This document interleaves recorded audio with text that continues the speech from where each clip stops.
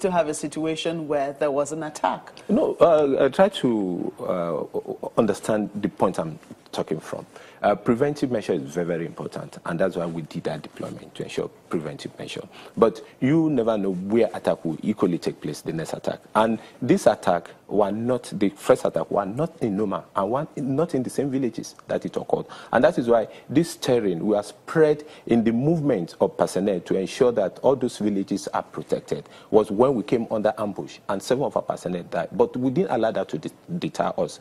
More personnel have been sent to Noma and to other local government, including Lamode, because Lamode, the police personnel on the ground, prevented the attacker from invading the village and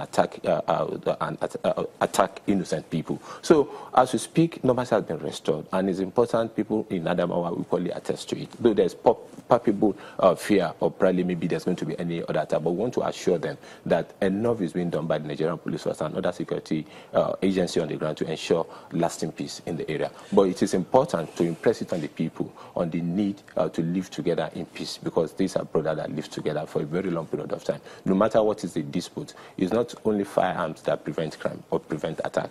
It is important for us to use dialogues to come together on the round table, and that is why the Inspector General of Police have directed Commissioner of Police to hold a stakeholder forum in all the affected local government and in all the affected states. Let Gimba come in on this one. Brilliant. You say that you have about 300 police officers that are within that area. Because I'm really concerned.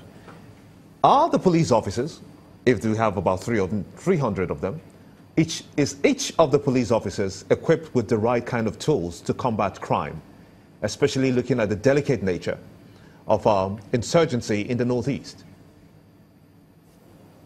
Thank you so much. Police officers are equipped to carry out their duty and responsibility as expected of them.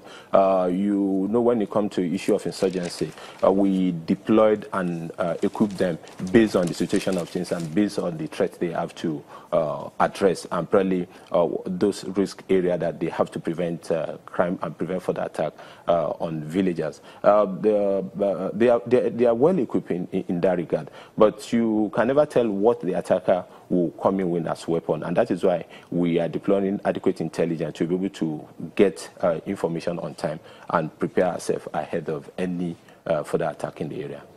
Because I'm saying this because if the residents of that area claim that the police was putting them ahead when that attack was being carried out, and the police are well equipped enough with the right kind of guns, right kind of bulletproof vests, for instance, right kind of helmet, then that situation wouldn't arise at all. So will it suppose to you, for instance, that there is a lot of inadequacy in equipping the police to confront insurgency, even after Boko Haram has been decimated by the army?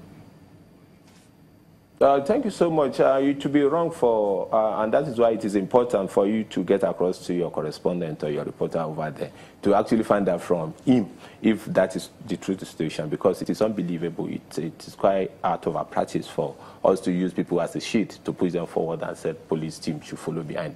It is it's not something we do, and it is not correct in that regard. We don't do such. And when you look at insurgency is a global phenomenon, and this is an unconventional way of attacking soft-target and other installations. And it's not only rifle that stop attacks, and I want you to know that we have an terrorism investigation center that's just been commissioned, and they are working, and we are putting all the resources of the force together to be able to counter insurgency. Mind you, we have a CTU, the counter-terrorism unit, that are trained mostly abroad and equally locally to ensure that they are up to date in tackling issue of insurgency anywhere those personnel have been deployed.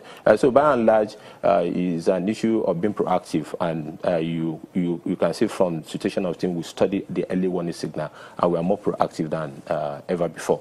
But that shouldn't mean there won't be one or two issue of incidents that will happen in isolated area, which is currently being addressed. So we are using multi-facial approach in tackling issue when it comes to issue of insurgency, but we are equipped to deal with the situation at hand. Mr. Moshood, you talk about you being proactive, because we know that the IG, when we had the initial attack in Adamawa, did visit and commiserated with a lot of people, which is one good move that he has made. But people are also concerned that even after he has made a visit after the first attack, you had series of attacks again, about 2 of them, I believe, even after the IG himself has come. Does this respond to that question of if the police force is having that kind of firepower to withstand the kinds of insurgency and attacks that we see in the Northeast?